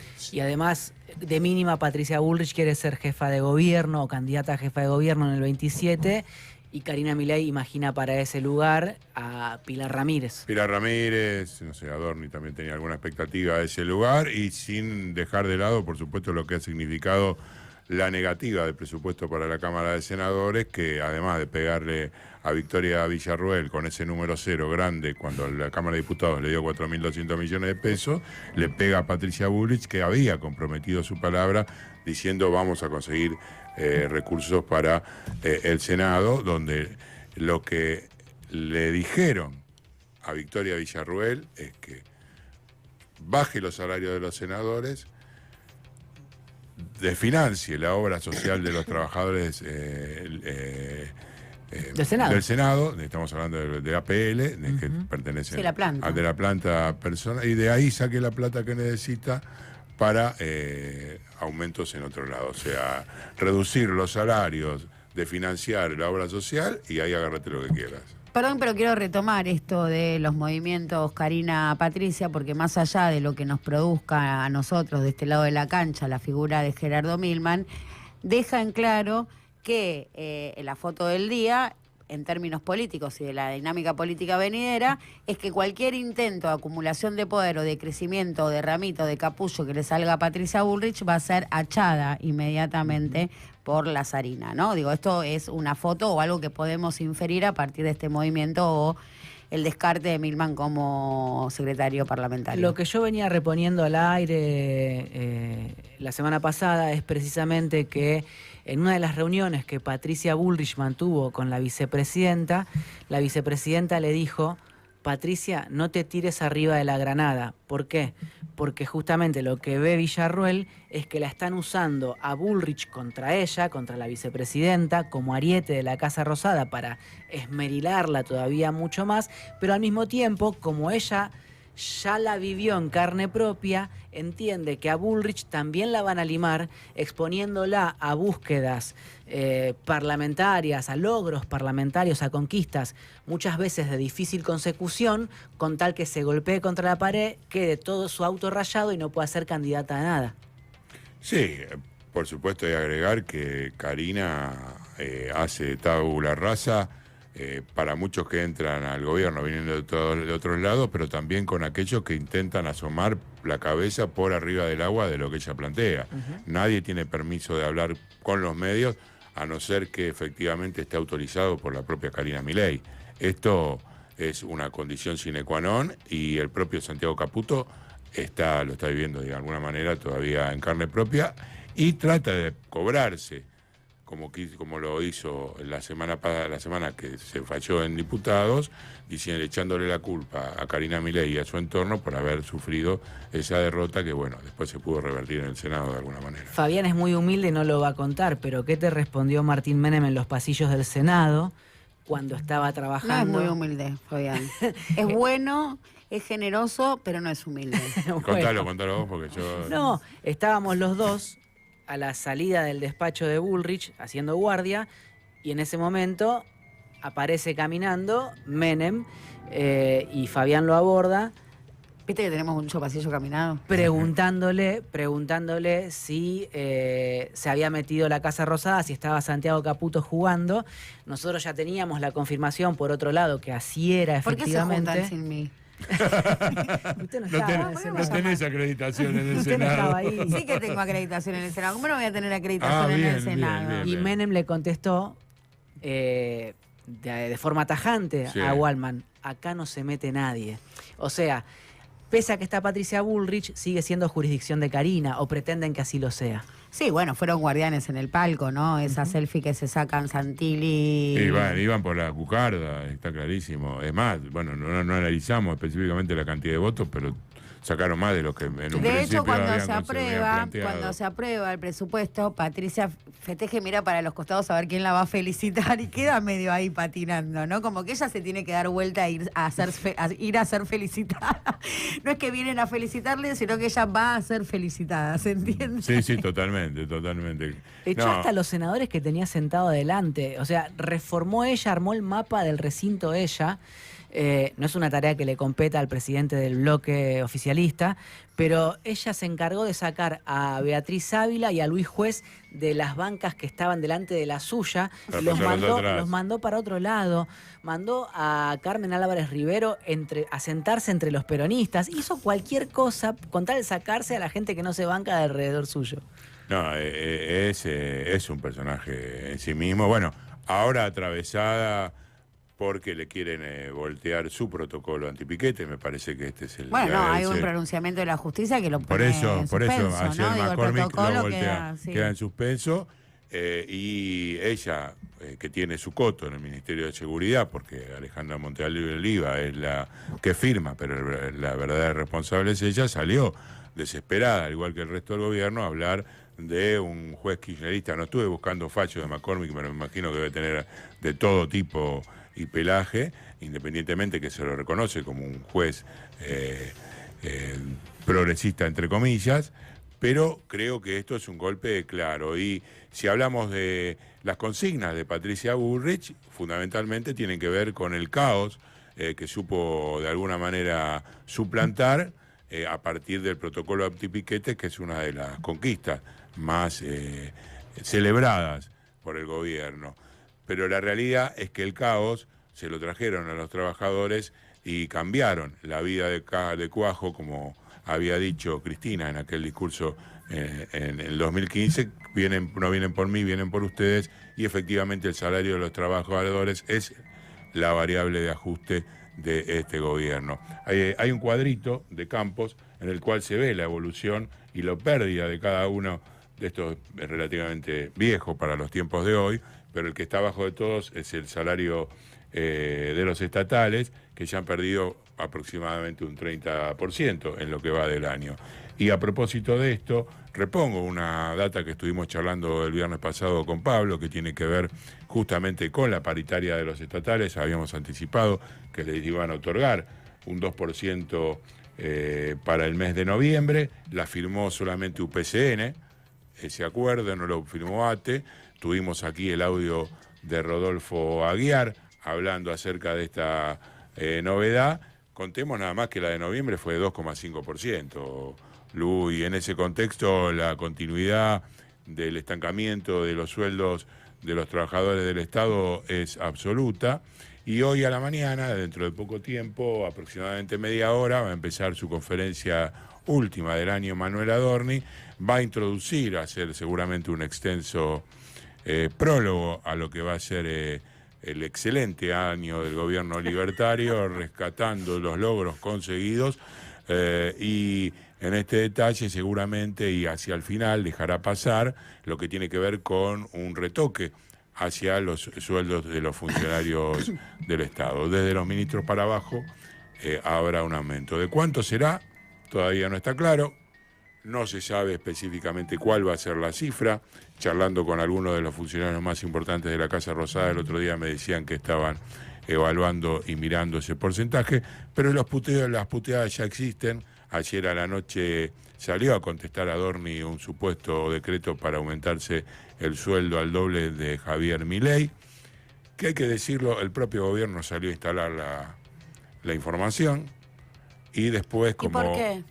¿A qué se lo adjudicamos? No, creo que ahí es como muchas cuestiones que tienen que ver con explorar el territorio. Claro, digamos, medir el grado de indignación en la popular, que ellos lo miden a través de justamente las redes, y en función de eso aplicarlo. Sería, y alcanzaría solamente a los funcionarios. Uno ya puteaba el otro día porque solamente le iban a aumentar 200.000 pesos de un salario de 2 millones en el bolsillo. E inclusive, bueno, la cantidad de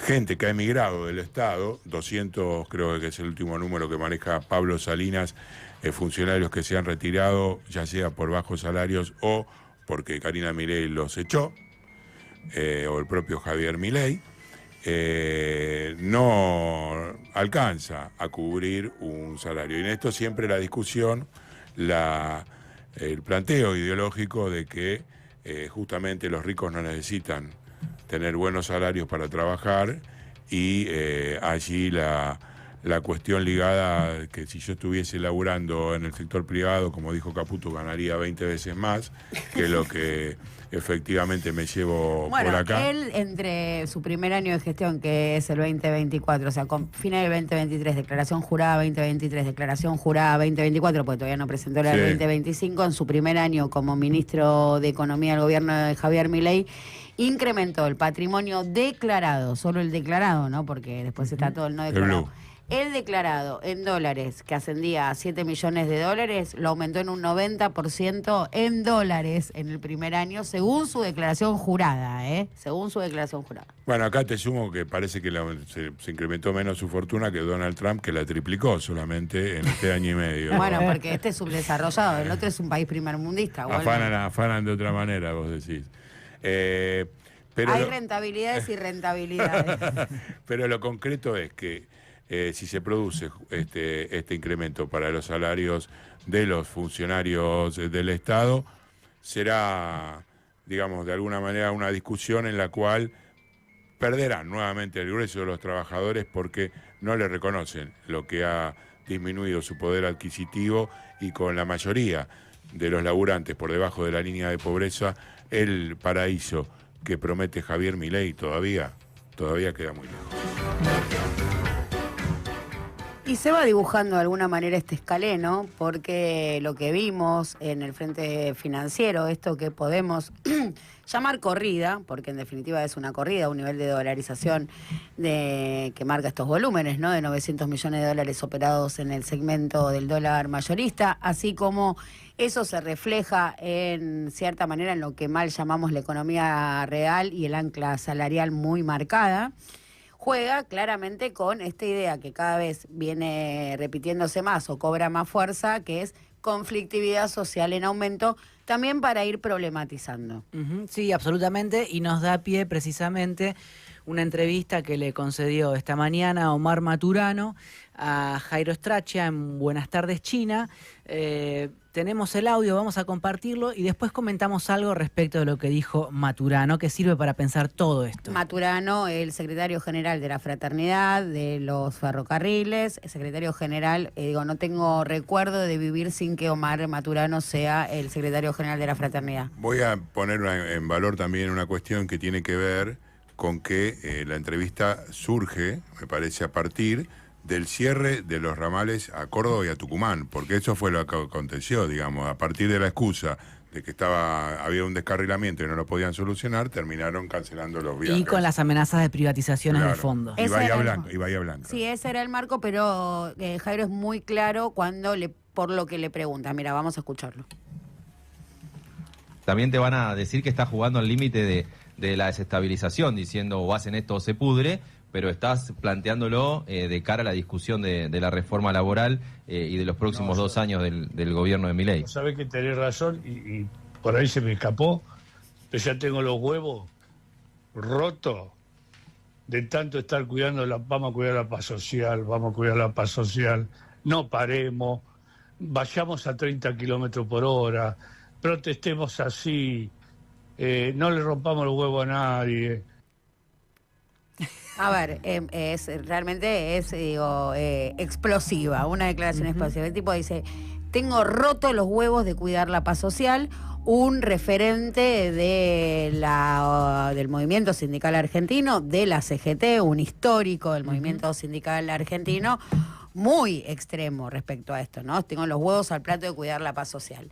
Lo voy a linkear, si me permite, Pierre, y ya le doy la palabra, con algo que venimos tramitando y poniendo acá sobre la mesa, que tiene que ver con una preocupación que yo traje del sector empresario, de ciertas facciones, los sectores dominantes, que perciben un grado de descontento cada vez mayor en el cuerpo social por salarios, justamente lo que mostraba Wallman, ¿no? Digo, por los salarios absolutamente destruidos, nivel de endeudamiento récord, a lo que se van a sumar, por supuesto, todas las dificultades en el suministro eléctrico, que es un componente esencial del chupete electrónico. Digo, esto no es joda, porque no es solo que se te corta la luz. Digo, muchas personas han resignado comida para poder sostener esas tarifas. Digo, resignan Morphy porque la electricidad es esto, es el chupete electrónico. Perciben ese descontento social creciente y están muy preocupados por una falta de liderazgo que conduzca ese descontento, siendo que la principal líder de esa oposición está presa y circunscripta en su ejercicio político. Entonces, incluso se llevan a plantear, nos convenía quizás una Cristina que conduzca eso ordenadamente o con cierto orden político, que tiene el 25, el 20% de los votos, incluso algunos te dicen con el 15%, te arriesgan, es el 15% de la población, nos convenía ordenar incluso ese 15% con esa voz cantante. Fue un error político, porque esto, incluso voy a traer, que para mí es muy exagerada la definición, pero así me lo dijo un empresario muy importante, guerra civil. Fue la frase que dijo, dice, esto termina en una, si esto no lo contiene nadie, es una guerra civil. Entonces me pregunto si este despertar, porque esto es la burocracia, y Omar Maturano es la burocracia sindical en su máxima expresión, si de alguna manera no recoge el guante o si la CGT no está respondiendo a la demanda de los empresarios frente a esto que realmente les preocupa, que es el estallido social. Yo en ese planteo, como usted acaba de decirlo, veo mucha exageración.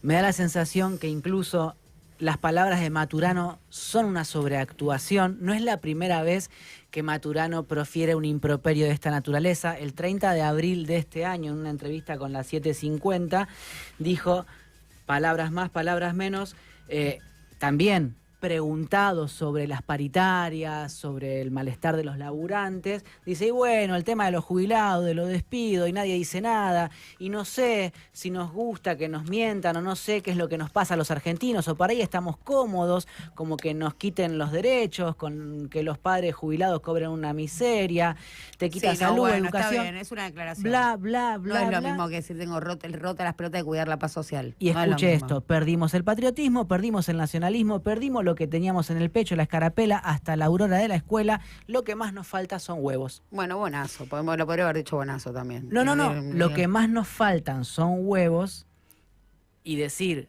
tengo los huevos rotos, o tenemos los huevos al plato, o lo que fuere, me parece que va en la misma sintonía.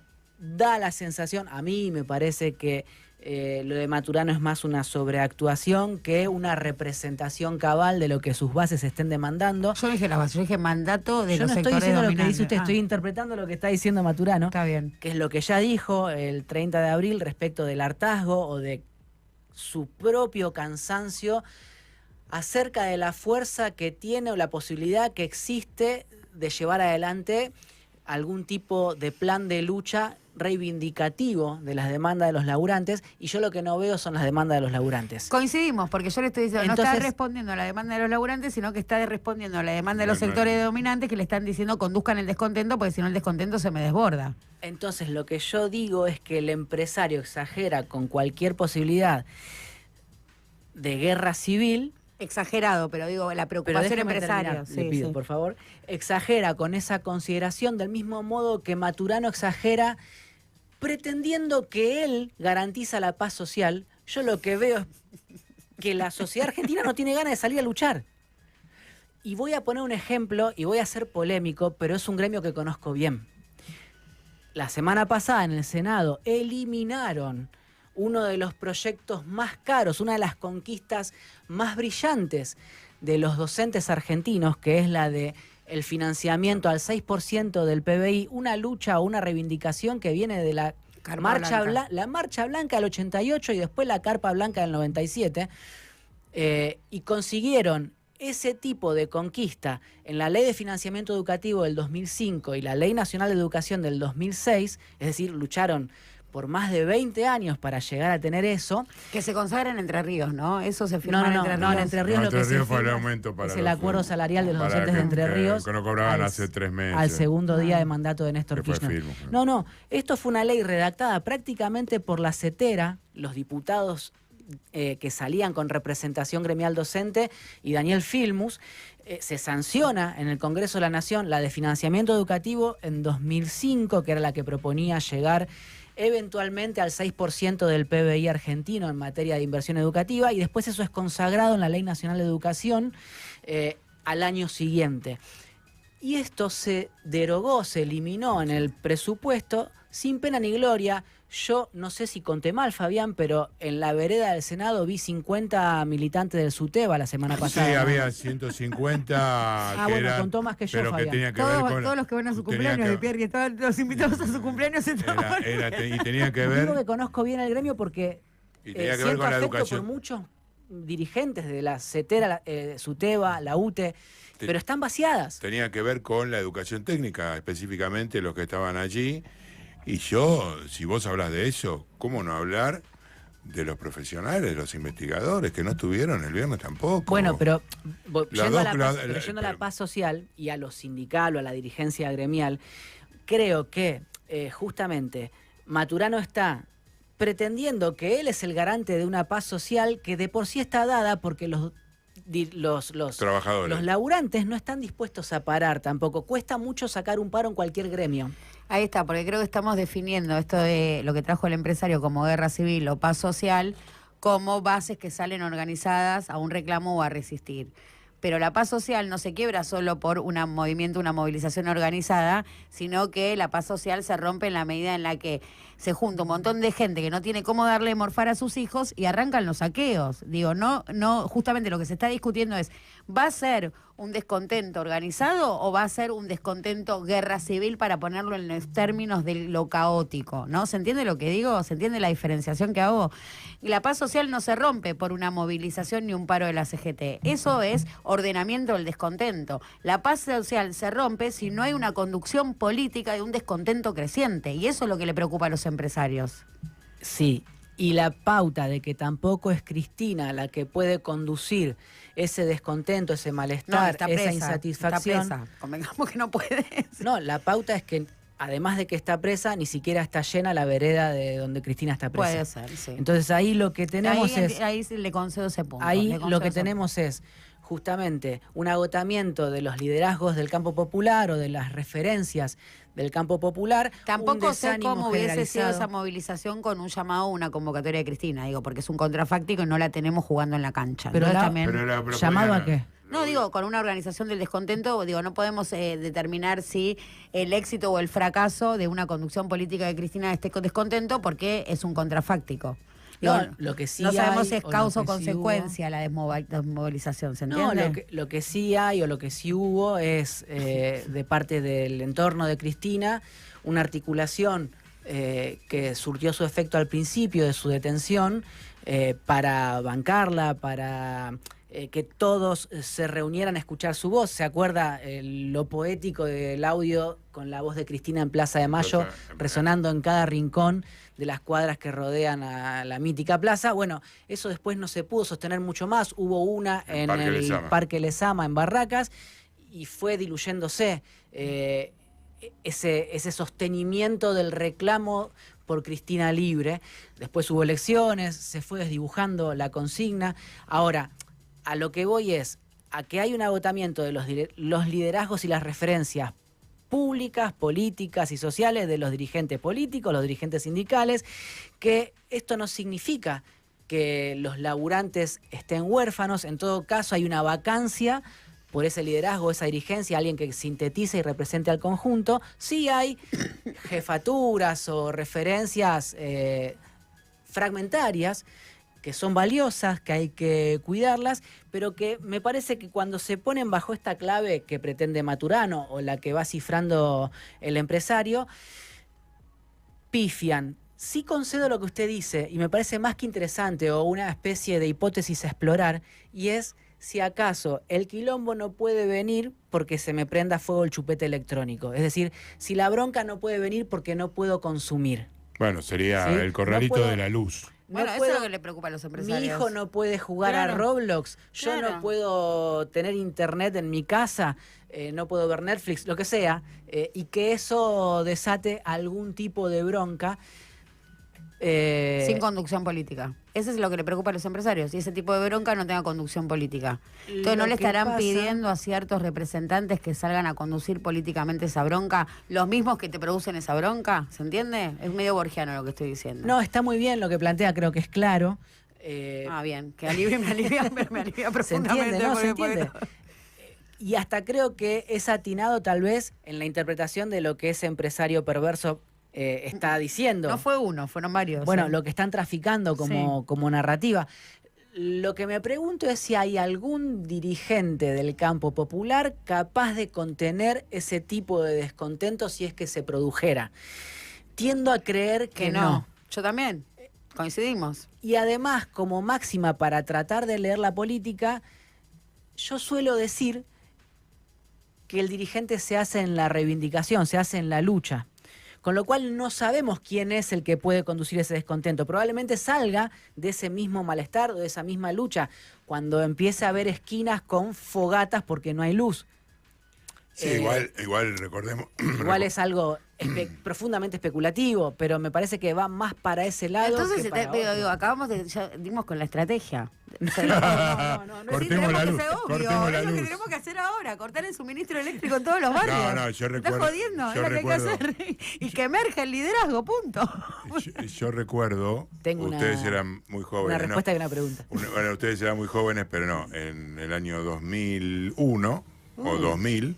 Estábamos en la calle, Estábamos en la plaza en el 2001. No, bueno. Yo estaba en la plaza diciendo, salí de ahí que te van a matar, me decía. Perdón. Salí de ahí que te vas a matar. No sé si fue antes o después que hubo una seguidilla de corte de luz impresionante, con inclusive blindaje de la sede de lo que era del sur, en ese momento sigue siendo en San José, creo que 160, no 1111, y la gente totalmente volcada a las calles por la cantidad de golpes de luz que había en ese momento. Y eso, bueno, está claro que era en otro contexto, no fue conducente. Sí pudo haber sido uno de los tantos fueguitos que encendió lo que después pasaría en los minutos. Por eso no recuerdo la fecha. Si Retruco, porque no solo ya era grande cuando fue el 2001 que estaba en la Plaza de Mayo, sino que tengo muy presente los cortes programados durante el gobierno de Raúl Alfonsín. Sí, claro, por supuesto. Donde a las 6 de la tarde se terminaba todo porque cortaban la luz, eran los cortes programados. Sí. Pero, Wallman, tanto desde, ni siquiera voy a tomar Alfonsín, sino que voy a tomar la etapa más reciente y me atrevo hasta llegar al 2010, el cambio, la modificación de lo que compone el suministro eléctrico en nuestra vida cotidiana al día de hoy es incomparable. Sí, claro. Es incomparable. Digo, en ese momento nadie dejaba de comer para apagar la luz. En este momento dejás de comer para apagar la luz, que está mal dicho porque es la electricidad, porque efectivamente no se te corta la luz, se te corta el wifi. Y si se te corta el wifi, se te termina la vida, porque el wifi es lo que te garantiza eso más o menos, ese recreo o ese impas que tenés de ese descontento cotidiano y permanente. ¿Se entiende? Sí. Entonces despierta o hace más o le da vigor ese descontento. Entonces, la pregunta es cuánto de eso se juega en la escena pública o se puede traducir a la escena pública como un descontento, como algún tipo de mensaje o reclamo político articulado. Me da la sensación que todavía falta, pero el acontecimiento no se puede prever, en algún momento se produce, nadie lo puede fechar con anterioridad. Ese es el problema de la política, y tal vez aquel que sepa decir hacia dónde hay que ir antes que algo se produzca es el que después se recibe de dirigente o es reconocido como tal. No veo en la actualidad o por estos días a alguien que pueda expresar o pueda sugerir hacia dónde tenemos que ir. Eso es parte del agotamiento, parte del problema en el que estamos metidos. Y sí, recupero, ya que estamos pensando por dónde puede pasar algún conato de rebelión, algún conato de resistencia a lo que está ocurriendo o de propuesta hacia la ofensiva, que nosotros fuimos perdiendo sistemáticamente en nuestro vocabulario cotidiano y también el periodismo, por supuesto, en nuestra lengua, en nuestra conversación, palabras que eran mucho más explicativas que las que usamos ahora y que sin embargo... Por ejemplo, el concepto de clase. Yo voy a seguir defendiendo... Qué trasnochado, qué comunista trasnochado. Yo voy a seguir... y palabras mucho más generales. A donde vamos no hay clases sociales.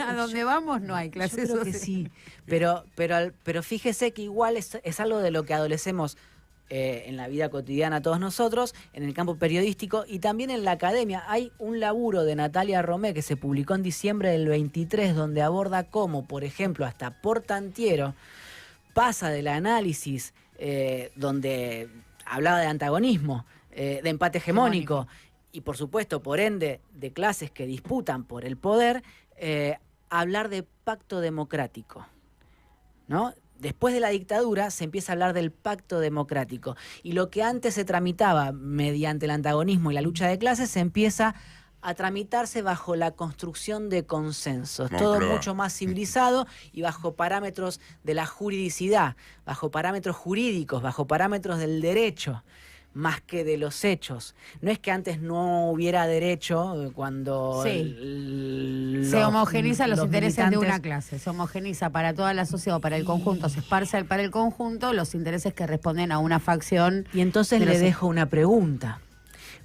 Usted ya conoce esa inquietud mía y hemos discutido mucho a propósito de eso porque usted me puede tildar de trosco por enunciarla de nuevo. Pero no seré ni la primera, ni la última, ni la única. Yo no comulgo con la idea de que el siglo XXI sea el siglo de los consumidores. Si antes de la dictadura había pueblo y trabajadores y después de la dictadura hay ciudadanos y después del kirchnerismo habemos consumidores, yo no quiero ese país o yo no quiero esa forma de interpretarlo. Por eso quiero recuperar la idea de clase o por eso me pregunto dónde está la clase. Bueno, y ahí hay que preguntarse también por el sujeto histórico, como ese sujeto colectivo que es el justamente que no estamos pudiendo nombrar. El que no quiero renunciar. No estamos pudiendo nombrar, pero concédame que no lo estamos pudiendo nombrar porque no lo queremos nombrar como consumidor. Mi pregunta es un problema, no es una solución. Vamos a empezar fácil. La tenaza y a cortar cables. Con la enorme satisfacción de haber hecho un programón hoy de Triple Click, no sé qué le parece este conjunto. Sí, me gustó estar acá. Sí. Fue una buena temporada.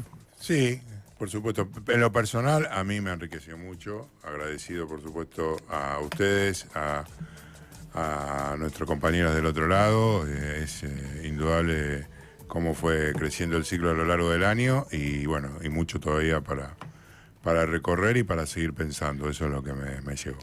Entonces, vamos a ver qué está pasando en nuestro auditorio triple cliquero. Acá tengo lo de WhatsApp. Dale. Este es Claudio Dania, desde Villaflor Serrana. Glesser. ¿Eso es Córdoba? Villaflor Serrana, no sé por lo de Serrano, me sonó a Córdoba. Puede ser. Puede ser de la sierra de Calam, sí. Medio como... De Tandil. Glesser, musa y guía, quizás a su pesar y a su ignorancia. No. Me queda seguirlo por otros medios hasta que retomes a la patria. Di Pierri. Sí. Abandona la forma, muchacho, que una carajeada a tiempo ilumina más que la lámpara de la razón. Waldman. No aflojes en tu lucha con Luciana, que se vuelve más divertida cuando más te encabronas. Gracias a Pérez Fantoni por la producción, a Lucas por la resistencia y a las Pitalugas por tejer la red.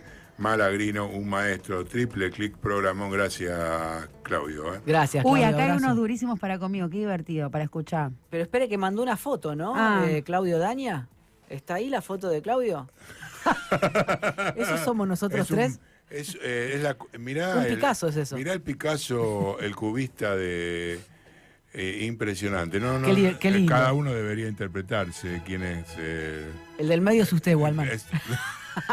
No, el de medio de Luciana. Es buenísimo el dibujo. Ya sé, es un chiste. Está muy bueno. Está muy bueno. Es una composición.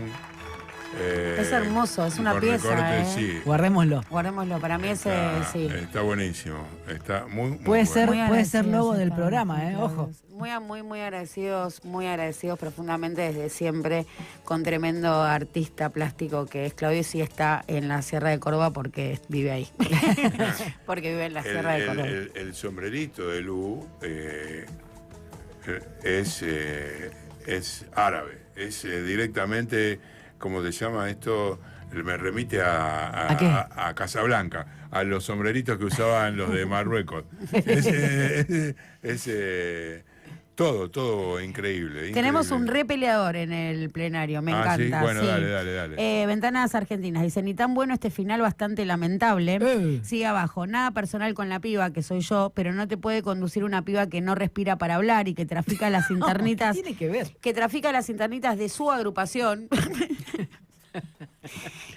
Glesser no es de la Cámpora, lo voy a aclarar por enésima vez. Y le pega al gobernador cada vez que puede. Perdón, digo, primero, no tengo ningún ensañamiento personal con el gobernador, con quien, desde mi experiencia personal, como parte del campo y popular, le tengo un profundo cariño a todo su derrotero y a su trayectoria, forma parte de mi formación. Tengo críticas muy claras para su ejercicio de gestión de gobierno como periodista y siguiéndolo de cerca, y sobre todo me produce mucho enojo su manejo de la pauta publicitaria con los medios menores o con los que alienta, y tengo muchas críticas para su esquema de comunicación y para su proyecto político, al que considero que tiene una estrategia totalmente errónea y que lo lleva y que no hay ninguna posibilidad de éxito en ese despliegue.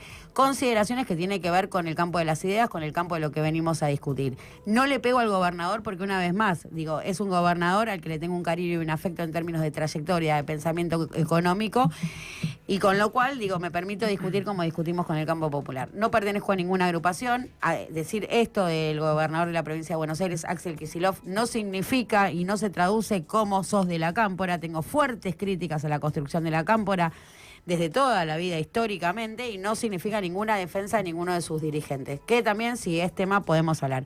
Respecto a respirar o no respirar, la dificultad para respirar la noto en un 98% de la población. Una dificultad para respirar tiene la población, me siento parte así. A ver, voy a poner ahí un punto, porque voy a poner un punto ahí, porque eso que tiene que ver con la respiración y la queja tiene que más que ver con la locución, tiene que más que ver con otro tipo de profesión y no con la del periodista. Soy periodista. Efectivamente. Soy periodista y además no quería conducir, me obligaron. No puede decir nada, Di Pierri. No puedo decir nada. Porque acá dice Di Pierri Conducción, dice este usuario. No sabía que decía eso. Ventanas Argentinas. Pero entonces, ya que fui aludido, me puedo tomar el atrevimiento de responderle al usuario. Porque hoy le tocó a usted, Glesser, pero muchas veces me ha tocado a mí por críticas que yo hago periodísticamente a otros actores del campo popular, o por ejemplo a Cristina o a Máximo Kirchner, por quienes también siento afecto como dirigentes, porque me he sentido parte de un proyecto político. No tengo por qué dar cuenta de mi kirchnerismo o no. No hay nada en sangre que tenga que probar. Ahí hay un problema. Me parece que probablemente sea lo mismo que le pasa a este oyente con lo que usted repone al aire cuando expone los temas. Hay un problema que tiene que ver con que nosotros habilitamos acá un vestuario, de alguna forma ejercemos el periodismo, pero sin dejar de reconocer nuestra propia procedencia o trayectoria política e ideológica, nuestro propio compromiso con determinadas ideas políticas, y ahí se supone que uno tiene que decir ciertas cosas y no otras. Y es como si de alguna forma comentáramos como periodistas lo que pensamos como militantes, y en ese escamoteo se descubra una traición de nuestra parte hacia la idea política. Y es que no funciona para nosotros como una traición dar la discusión periodística sobre los asuntos políticos, toda vez que lo que tratamos de hacer es precisamente habilitar una conversación pública un poco más profunda que la habitual. Tal cual, y suscribo cada una de sus palabras. Sí. Y desde el lugar en el que cada uno está posicionado, y no desde el que hace que supuestamente esté posicionado, digamos. Me parece que... Pero fíjate qué interesante que es el plenario y cómo esto se repone, porque dice Ariel, ¿entró Carly?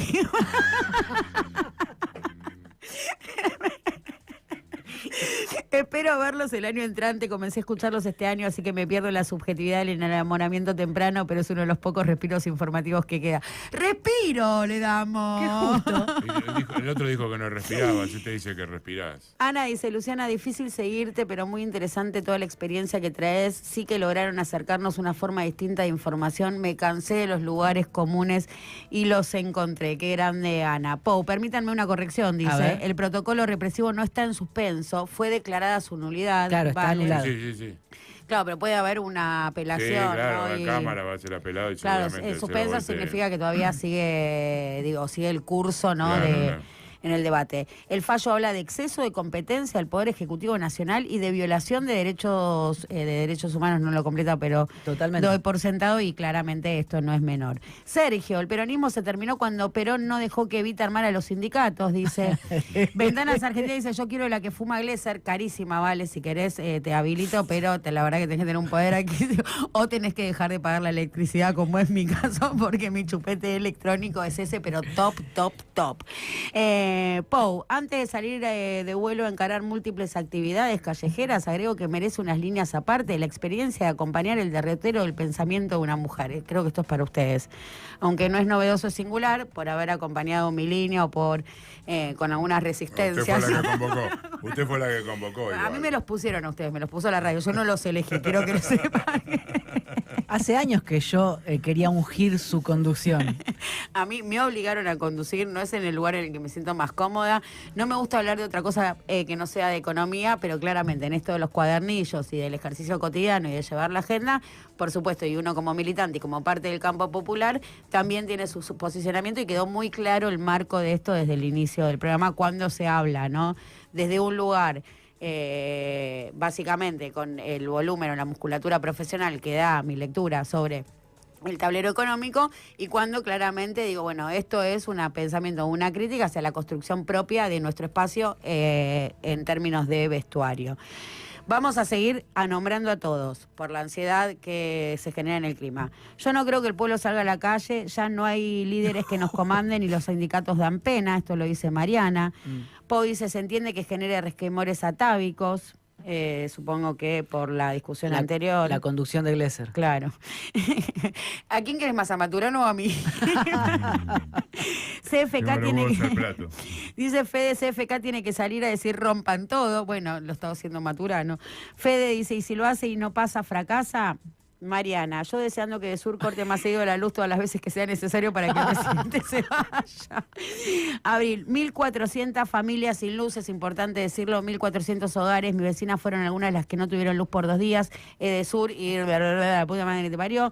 Gusta Betovich, brindo por un 2026 en que Luciana deje terminar sus desarrollos al DIPI sin interrumpirlo. Uy, yo creo que eso no va a pasar, es más probable que toquemos la utopía. Ventanas Argentinas, no maneja ningún tema y se impone creyendo que eso es un argumento, me dice a mí. Eso cancelado, eso no ha lugar. Porque acredito mucho estudio respecto a lo que digo. Abril, puede no gustarte, puedes no estar de acuerdo, todo es válido, pero no maneja ningún tema, no. Pocos, pero los que manejo los manejo. No manejo ninguno, no, pocos. Pero el que manejo lo manejo. ¿Llegaron los trolls del gobernador o me parece a mí? Pregunta Abril La Puerta, que si Love larga la pauta, le dice Mariana. Están haciendo campaña por no escuchaste nunca este programa y te pensás que te la sabés todas, le dice Abril a Ventanas Argentinas. ¿Ya es un traidor, Axel, o falta? Pregunta Ventanas Argentinas, lo escucha hace una banda. Gracias, nos escuchas una banda, Ventanas Argentinas. Escuchen este programa más de una vez antes de opinar. Que tupé, bueno, ahí sigue toda la discusión. Pero lo mejor de todo es que... No, hay 3 audios que vamos a dejar para... lo vamos a escuchar nosotros. Si no, nos vamos a 11:30. No, vamos a escuchar nosotros. Qué buenísimo que estuvo, ¿eh? Esta es la que va a seguir profundizando debates y voy a decir esto. La radio entra en una pausa de programación enero y febrero, lo que es la programación diaria y con horarios. Vuelve en marzo toda la programación de FM La Patriada, pero... ¿Con sorpresas? Pero... ¿Quién les habla? Y el señor Fabián Wellman. Vamos a hacer una entrega semanal. ¡Opa! Sí, porque no dependemos de ninguna pauta. Vamos a estar acá. No necesitamos pauta para movernos, así que vamos a estar acá haciendo un resumen semanal periodismo de recortes puro y duro. Vamos, puro y duro. Se entregó a los brazos de la, del para clip. hacer, para, sí. De Elon. Muy bueno. Listo, seguimos. Chau. Chau. Hola.